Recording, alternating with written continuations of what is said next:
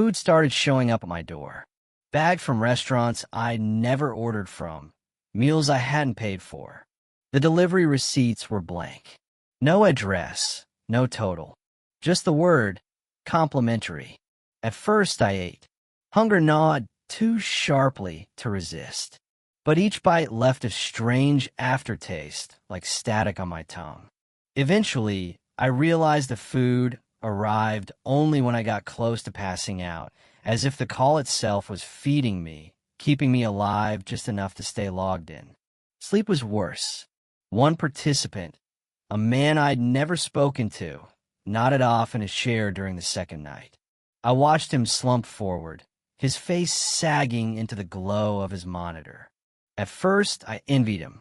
I thought maybe he'd escaped, but then I noticed his chest didn't rise again.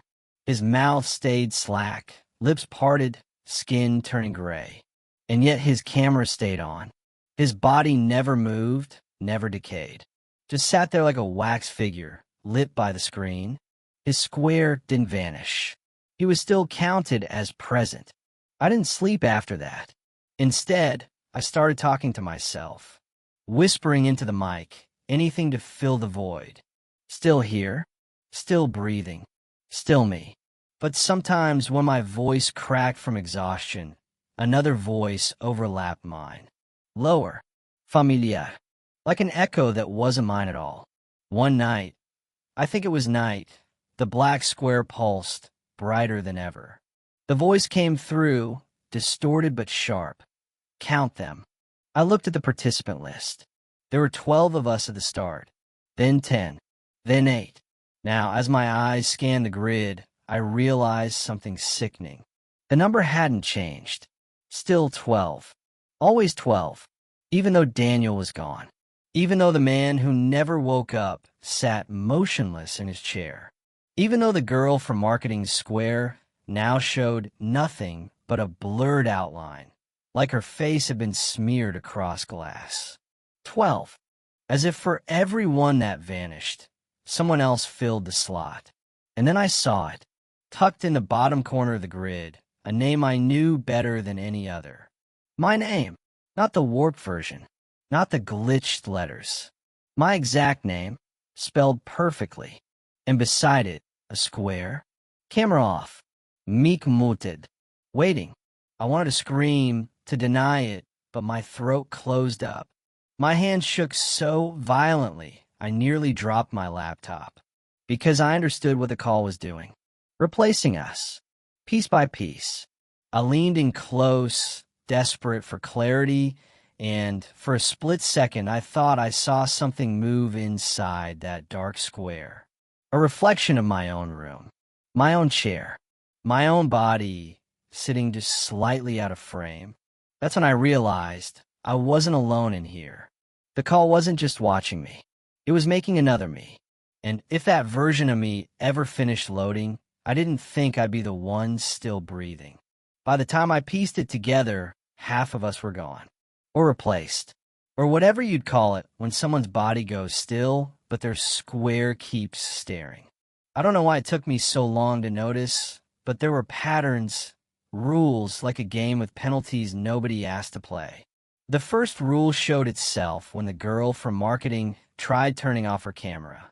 She whispered something about needing to cry in private, about not wanting us to see her like that. She clicked the little icon, and her window went black. For 3 seconds. Then her feed snapped back on, except she wasn't in the chair anymore. Just an empty room, her camera angled at nothing. She never came back. Her name stayed on the participant list. Her microphone meter flickered faintly, though we never heard sound. Rule 1. Don't turn off your camera. The second rule came when a guy named Javier muted himself. He was coughing, embarrassed, trying not to draw attention. He tapped the mute button, his icon went red, and that was the last time I saw him move. His image froze mid-cough, mouth open like he was about to choke. He never unmuted. Rule 2. Don't mute your mic. The third rule, I learned the hard way. Hours blurred, exhaustion sank its claws into me, and I leaned back from my desk. Just for a minute. Just to stretch, to let my head tip against the wall. My screen flickered instantly. A warning box appeared in front of me, letters bright red. Return to your seat. I scrambled forward, heart hammering. The box vanished. My video steadied. Rule 3, don't leave the frame. I told the others what I'd seen. At least, the ones who could still talk. Daniel was gone. Javier was frozen. The girl from marketing's room sat empty. Only a handful of us remained, and they were as pale and hollow-eyed as I felt. Why us? Someone whispered. Why are we here? Nobody answered, but deep down I knew. It wasn't random. The voice, the black square, it had known things about me, about Daniel. Personal things no one else could know. It had chosen us for a reason. That night, if you can call anything night anymore, I searched online, typing frantically between glances at my camera. The call didn't stop me. Maybe it wanted me to look. I found fragments. Posts on forums, half-deleted threads, screenshots buried in archives.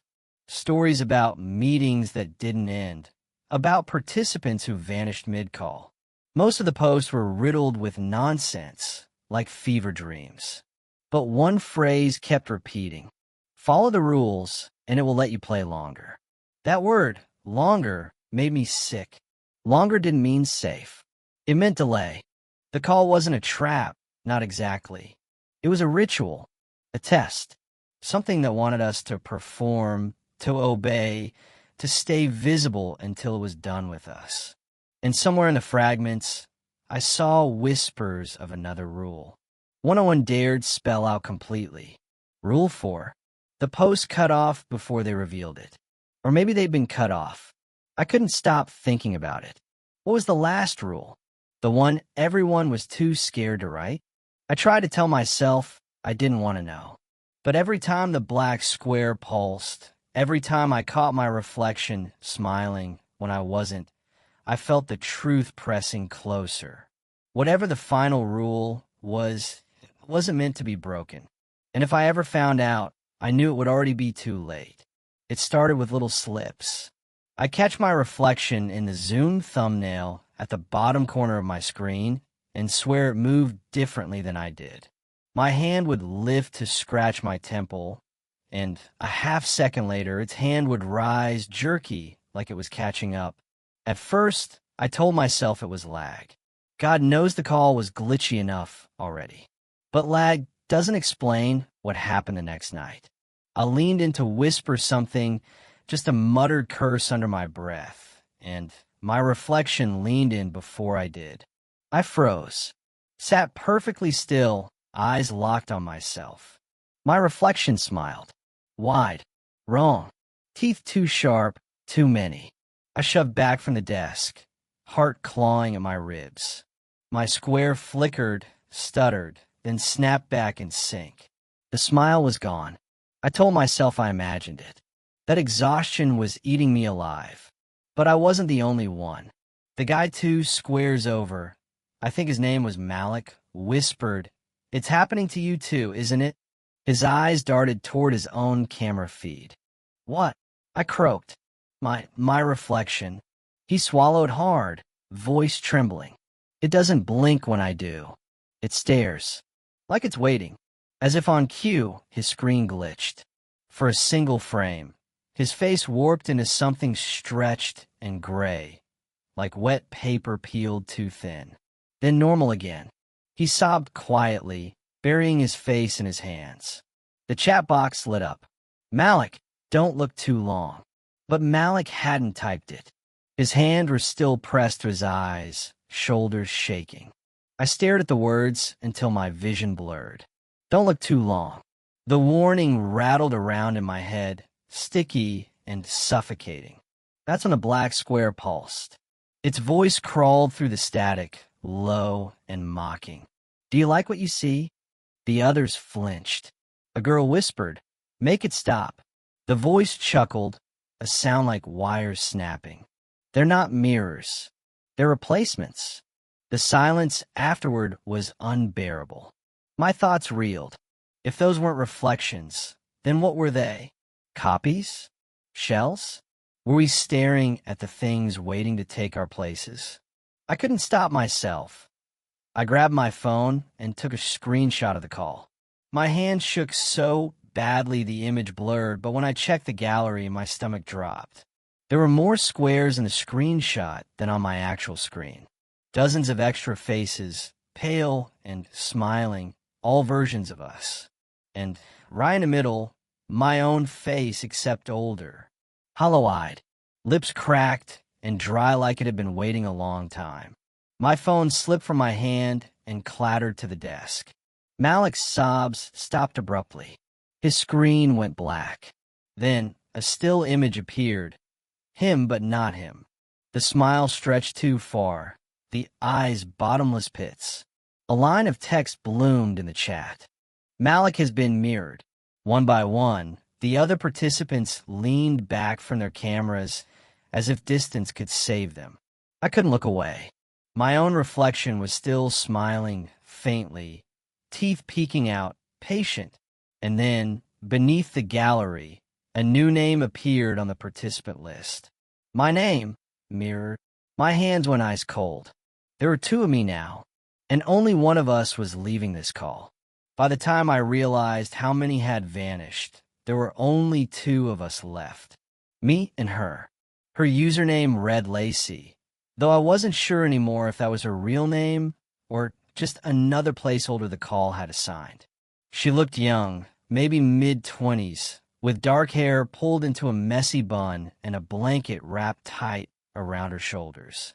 Her eyes were wide and hollow, bloodshot from lack of sleep, same as mine.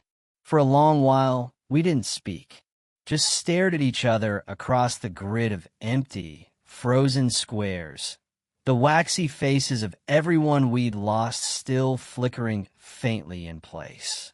Finally, she whispered, "I think it's only us."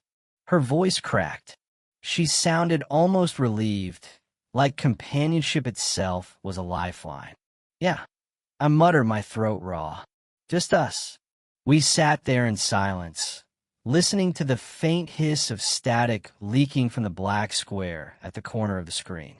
Neither of us wanted to acknowledge it, like kids ignoring a monster in the closet.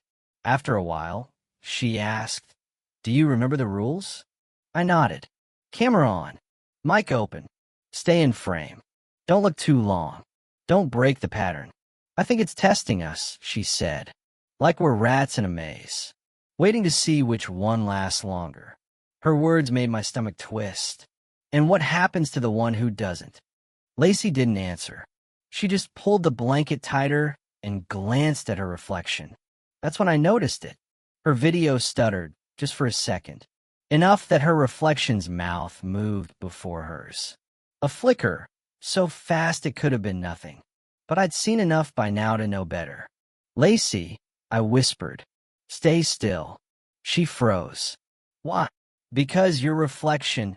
I trailed off, unsure if I should tell her. She leaned closer to her screen, trying to catch it herself. Her feed glitched again, half her face stretching too wide, jaw cracking open, then snapping back to normal. Her voice trembled. "You saw that too, didn't you?" I nodded slowly. "How long's it been happening?" Her eyes filled with tears. "Since yesterday. Maybe longer." I didn't want to say anything. I thought if I ignored it, it would stop. The black square pulsed. The voice oozed through the static, mockingly tender. "You can't hide from yourself forever." We both flinched. Lacey whimpered, shaking her head violently. "No, no, no." Her video glitched again, this time worse. Her reflection leaned out of sync, smiling while her real face twisted with panic. For a heartbeat, it looked like there were two Lacey's overlapping badly, fighting for the same square. Then the screen froze. Her camera feed locked on a single frame. Her face mid-scream, eyes glassy, mouth stretched wide. Her name tag flickered, text warping into nonsense symbols. And then gone. Her square vanished. The participant list updated. One remaining. My stomach dropped into ice. The entire grid collapsed until there was only me. Me and the black square. I whispered into the dead silence. I'm the last one? The black square pulsed once, bright as lightning. For now. The voice echoed like it was inside my skull.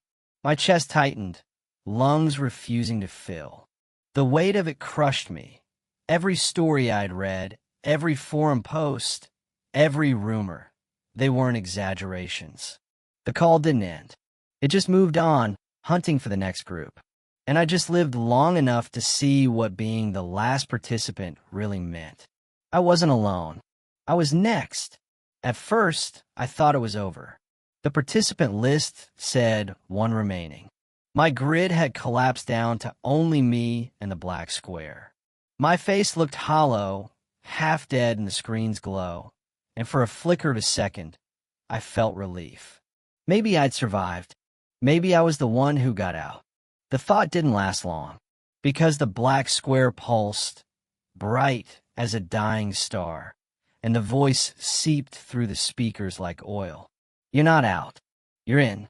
I wanted to shout to deny it, but my throat clamped shut. The lights in my room dimmed. My laptop screen expanded, swallowing the walls around me until everything outside the call disappeared. All that existed was the interface, the grid, the participant list, the chat box blinking faintly like a heartbeat. And then, one by one, new squares began to appear. At first, they were blank, gray silhouettes with muted mics and cameras off. But as I watched, they lit up. Faces. Strangers. Dozens of them, yawning, adjusting webcams, frowning in confusion the way I once had. Their usernames popped up beneath their squares. Normal names, like Amanda, Victor, Tommy. Real people. My chest constricted. I wanted to scream warnings. Don't stay. Don't trust it. Get out while you can. But my mic wouldn't work. I clicked the mute button. Nothing. I clicked the camera. Nothing. I hammered at my keyboard, desperate to leave, but the leave meeting option was gone. And then I saw it. In the top left corner, above all the others, was my own square. Except it wasn't live. It was a recording. A looping video of me, hunched in my chair, whispering the same words again and again. Still here. Still breathing. Still me. I slapped my desk, choking on panic. That wasn't me. Not anymore. It was the archive version, the copy that had replaced me. And the worst part? None of the new participants seemed to notice.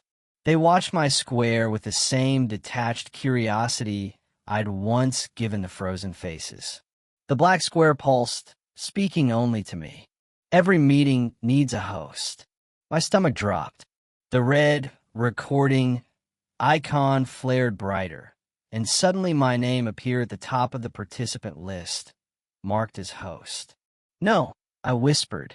My voice cracked. Useless. No, please. The interface ignored me. A chat message appeared automatically, as if typed by invisible hands. Welcome to the call. Don't leave your seat. The new participants chuckled nervously. One typed into the chat. What is this? Some kind of game? I wanted to cry. That was exactly what I'd said once. And then, slowly, I realized what the voice had meant. I wasn't escaping. I wasn't ending the nightmare. I was the nightmare now. My role wasn't to survive. My role was to watch, to make sure the rules were followed, to let the archive grow. I stared at my frozen, looping image, muttering endlessly into the void. My face, my voice, my prison. The new participants didn't know it yet, but their rules had already begun. And when one of them broke them, as they always did, I knew the archive would take another. And I would still be here. Because the call doesn't stop. It never hangs up. It only loops. The grid around me expanded until it filled my entire vision, suffocating, infinite. More faces. More names. More lives about to unravel. I wanted to shut my eyes, but even that wasn't allowed. My camera forced them open, forced me to stare. The black square pulsed one last time. The voice whispered, soft and cruel. Your turn to welcome them. My looping video leaned forward in its chair, lips curling into a smile. And though I swore I wasn't moving, I felt my own mouth tugging upward, dragged into the same expression. The grid shimmered. The cycle reset. The meeting began again. And if you're still watching, if you've made it this far, then maybe you should check your own screen. Look at the corner. Make sure your camera is really off. And make absolutely sure there isn't another version of you already smiling back. Because once you're in the call, it doesn't end. It never ends. It only loops.